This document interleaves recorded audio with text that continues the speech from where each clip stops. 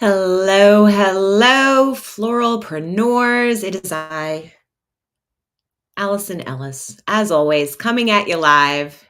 It's been a couple of months since I've been live, so it's really good to be back. If you can see me, hear me out there, give me a little thumbs up or a comment if you would, so that I know you're watching. And if you're watching on a replay, thanks for watching my replay. So I am live right now to talk about something that I think I almost can't believe I haven't talked about it before.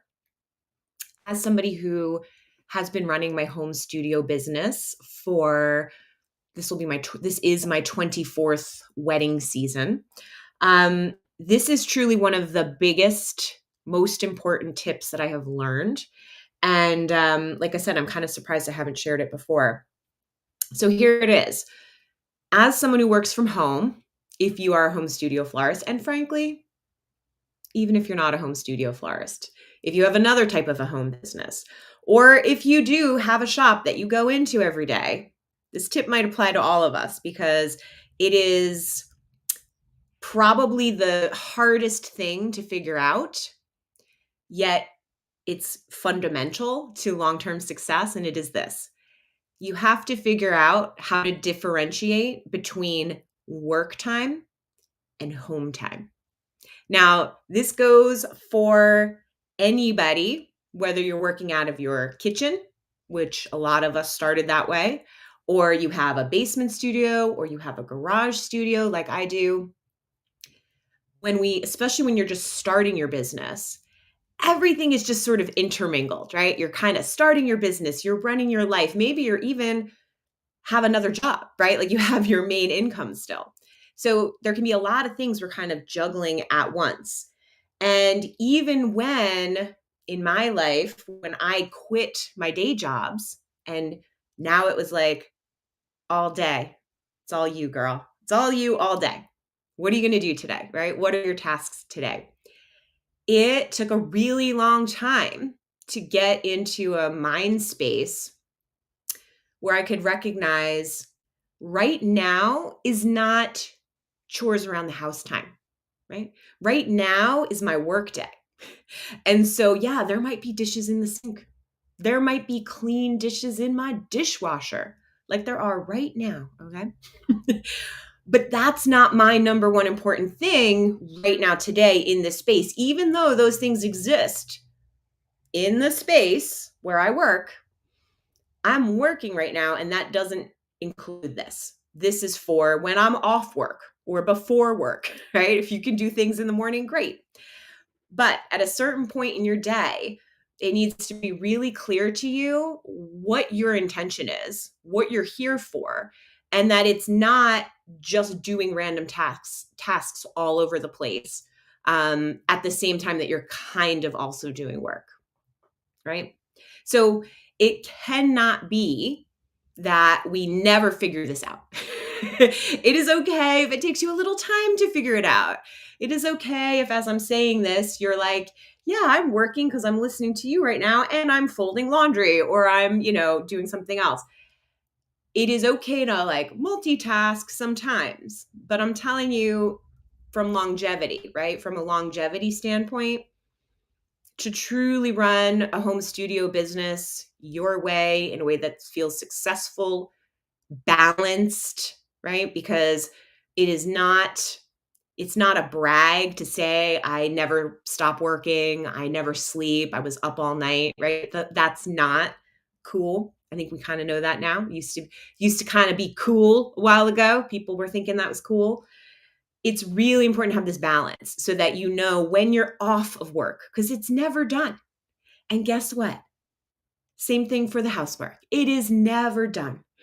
Because even if I unload those clean dishes, there's something else that needs to be done. And so if you are going to get easily distracted, which a lot of us do, we're free spirits to a certain extent. We're creatives. We're doing this business thing on our own, right? We're brave, but we're also sometimes not super focused, because there's the beauty of having somebody else tell you what to do, believe it or not, as much as I like to not be told what to do. when you know exactly what you're supposed to be accomplishing in a day, when there's someone who you're accountable to, that is easier than doing what you do, doing what I do in our home studio, where we set our own agenda. We set our own priorities. We have to hold ourselves accountable, right? We also have to like congratulate ourselves that we did the job, that we got the thing done. It's a lot, right? It is a lot. But one of the most important things, again, is this number one thing I've learned is being able to separate work time from home time. So that means you're not working through dinner, right? It means I'm not working during my evening that's supposed to be relaxing time. And look, there's a time and place for all these things. When you are raising young children, like I did, right? Work from home, raise my son, you are going to be working at night sometime because you already have another full-time job. So when that's the case, understood. But at a certain point, right? At a certain point, we have to take control and go, this is my time, right? If there's any Goonies fans out there, it's my time down here, right? This is our time. So there's time where you're not working. That has to be part of it. So even if that means leaving something that would be so easy to just do, it'd be so easy to just do it. If you're working, that's your priority and that's what you want to do. So this goes for mindset, right? But it also goes for physical space. It's so important to separate if you can, right? Because everyone has their own limitations. But if you can separate the physical workspace from your home living space, that makes a huge difference. So when you're working out of your kitchen, I see your comment, Carissa. Good morning. Thanks for tuning in. It's early for you. Good morning. Good morning. When you're working from home, if you're working from your kitchen, like I remember a time when my husband would like come home from work and want a glass of water. The nerve, right? The nerve of him wanting to get into the sink when I am working on a wedding, right? But can I just get a glass of water? Really? Is this essential right now? That's not good, right? That's not fun times when we can't even share a sink, right? So, but sometimes it's necessary. Sometimes that's where it starts.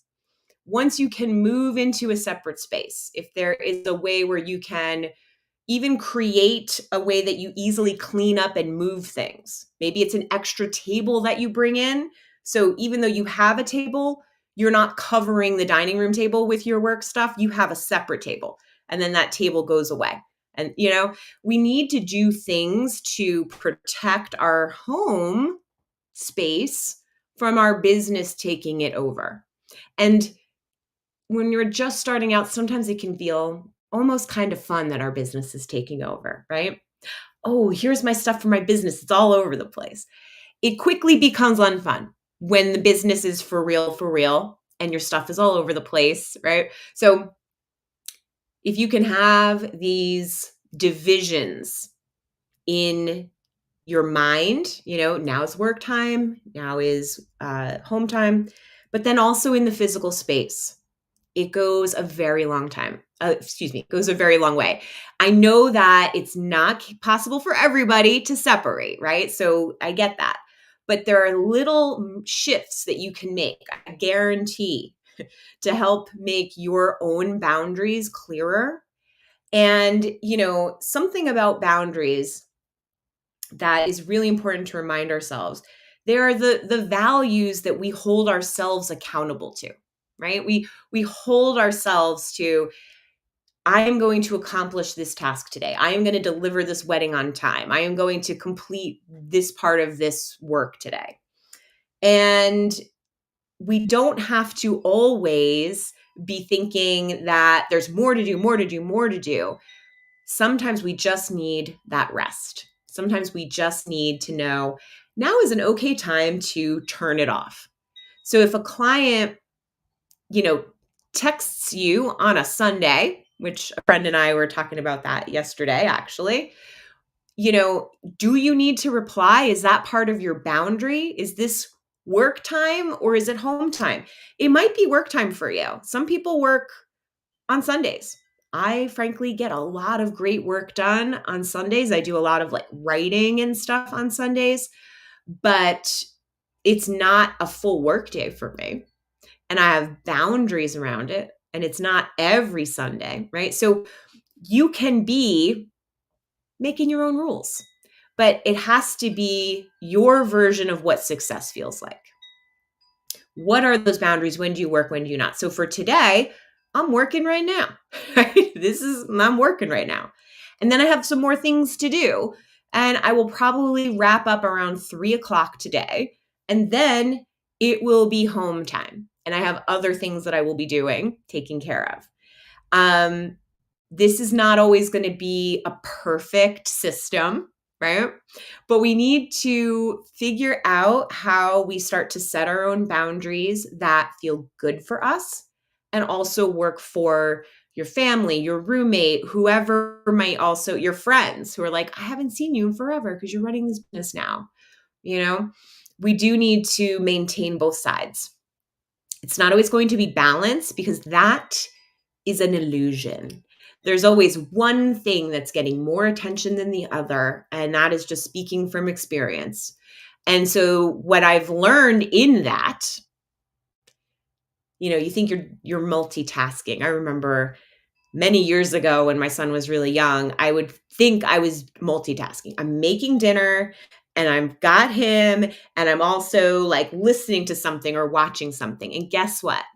I'm not really absorbing, right? I'm not getting this task done efficiently. It would have been better to separate these things. You live and you learn. I learned, so now I pass it on. It's better to be not trying to reply to emails while I'm cooking dinner and to have that time be separate because you can track your time better. You can have a better understanding of when you did work today and when you didn't. Because when you are self-accountable, right, which is what we are when we own our own business. So even when you're, at your shop, if you have a flower shop, there's a time and a place for certain tasks to get done. And at certain times, your attention is going to be pulled in a direction where actually it needs to be someplace else. So it's up to us to figure out where that attention needs to be and to make sure we have an agenda for our work days, that we have those boundaries. So one thing that really helps me is being prepared when I walk into my office in the morning with what my upcoming day is supposed to be. So instead of just walking in blind, have a little list, even if it's just top 3 things of the day that need to happen. What are the most important things that need to happen today? These are the non-negotiable things. These are going to happen today. And those things you do. You do them. Maybe you do them first thing. Maybe something else creeps in and it becomes more urgent. There's a question you need to respond to. And now you're doing email instead of doing this other task. But when we have a priority of what we need to do and we go in with it, we're not tired and it's the morning. What do I feel like doing? This ain't about what you feel like doing. Okay. That could be a whole nother video. But what you feel like doing, it doesn't matter. I mean, it does, but it doesn't because there are certain things you must get done. You must pay your taxes on time. You must make sure that you're not bouncing checks, right? Or that you're not overdrafting from your checking account. You must make sure that you are billing clients on time, right? There are certain things you must do. But there are so many things that are like, you could do this. You could update your website and like give it a little more zing zang, right? Give it a little update, little refresh, but it's not on your calendar. So it's just always hovering there. It's always just kind of, right? You could fill in the blank. There's always something you could do. So instead of doing that to yourself, which is like a little bit of mental torture, to be frank. Okay, clean slate, right? I hate start with a clean slate. I don't want a clean slate. I want a slate that says, here's what you're doing today, honey. And I made the note to me, and I'm going to follow through for me. And then I'm going to go, hey, good job. You did that thing. Good for you. Because, it is important that you are cheerleading yourself through this home studio business as well. It really is. Because we can't expect other people to be more excited about our business than we are. I want to just repeat that one, right? You cannot expect other people to be more excited about your business than you are. And so you have to stay engaged and stay excited about your business, about what you're working on today, even those mundane tasks. You don't have to love them, and you don't have to, pretend like, I'm so excited I get to do bookkeeping today. But when you have these systems where you keep yourself accountable, where you know when you're working, you know when you're not, you know what day you're going to be billing clients, you're going to be checking in on things, you start to develop your own rhythm. And then these things can go faster. And for the things that you really hate doing, like if you hate doing the bookkeeping, give yourself some time limits and also give yourself a reward. You're going to have that extra whatever, iced tea or a cup of coffee, or for me, it would probably be some kind of chocolate item, right? Or you're going to get up and go for a walk after you finish this task. Whatever the reward is for you, give yourself a reason to, like, when you're done, be like, awesome, earned this thing. Because we do need to, I don't want to say trick ourselves, but we do kind of need to trick ourselves into being a boss sometimes, into managing ourselves, into saying, hey, listen, you said you were going to follow through on this. Yeah, I'm talking to myself. I'm talking to me. You said you were going to do this. You got to do it, because no one is going to know if you didn't, except for you. So don't let that happen. Don't let that happen where you're just constantly letting things slide, letting things slip.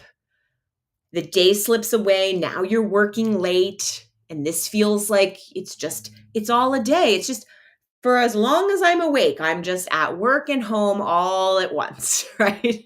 It really needs to be something where you have, again, boundaries, which I know can be like I don't know, it can feel like a big word. It can feel like a negative, like, well, they have very strong boundaries, right? But it is really, really important, because we need to know, do you respond to that client on a Sunday or do you not? Do you on some Sundays, but not this Sunday? Where is the line for you between work and home? So let me leave you with that, because I think I have said what needs to be said on this. I want to leave you with that idea of when is work time and when is home time. And maybe just request for you to reflect a little on for yourself. Are you doing a good job, an okay job, a terrible job, balancing when you're at work and when you're at home? And what could you do to be even more firm in your, again, the word boundary feels so strong, but like in your own values of like, this is the time where this gets done and this is the time where this gets done. Because you don't owe it to yourself. Here's a little thing. Just giving yourself blank slates of 8 hours a day and saying, this is my work day, is not going to move your business forward. It's not going to move the needle. It's not going to bring customers to you. It's not going to make you feel more creative or fulfilled. So it's better to have a shorter work day where you get more done. This is something that I am doing like religiously lately. Much shorter work days with way more getting done. not including design days, right? Design production days are what they are. You have to make what you gotta make until it's done. That's how it goes. But even that, I can start earlier and earlier in the week. I have plans of how I get things done more quickly. So, when are you at work? When are you at home? And how are you making sure that your work day is actually worthwhile instead of just 8 hours long? It's not about the quantity of time that you say you're at work. It's about the quality of the work you're doing while you're actually being super focused on just that. And then you can focus on home, life, friends, actually having hobbies and interests outside of your business. I know I say such crazy things sometimes, but it's true, right? Some people do like to do things other than just flowers, just business. And yeah, maybe I'm talking about gardening, but which is flowers and business anyway. But you know what I'm saying. I know that you do. So I want to leave you with that. What could you be doing to make sure that your workday is making more sense for you and you feel really strong at the end of the day? Like, wow, I did good work today. And how can you divide it more so that you do have downtime? All right. If anybody has a question, I'm going to wait a minute, let you type it into the chat. If I don't see a question, I am going to wrap it. I have more home studio tips though that I want to share. I keep thinking of like all these new things keep going through my head. So I'm going to have a few more videos coming out in the next few weeks here of just random things that I want to share with you. And as I do, if you have questions, you can reach out anytime. I am obviously a real person here behind the video, and I'm always happy to chat, answer questions. You can email me. You can find me on my website, realflowerbusiness.com. If you have never been to my website, head there, check it out. You'll learn more about me. You can see my blog. You can get my home studio florist tips if you don't already have them. So yeah, let me end it with that. I have a great little freebie on my website with 10 tips for home studio florists. If you don't have it, just grab it. Head to realflowerbusiness.com. If you go to my blog, you'll see it right on the blog roll there. And yeah, keep doing beautiful work. I love running my business after 24 wedding seasons. There are so many ups and downs and challenges and changes. And it is just part of the whole thing is being adaptable and self-reflecting and going, this is not my strong suit. I need to work on this, right? I need to work on the time management, or I need to work on whatever the thing is for you. And it is okay to not be great at everything in your business. It's okay to not be the best at designing and bookkeeping and customer service and sales and Instagram. Nobody is great at everything. So just lean into the things that you're the best at. And then we fill in the gaps for things that need a little more attention as we keep going.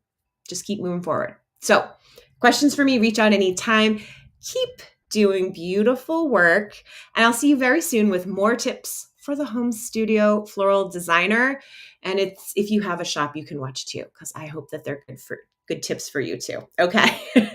Bye, everybody. Thanks for tuning in. And I'll see you next time. Bye.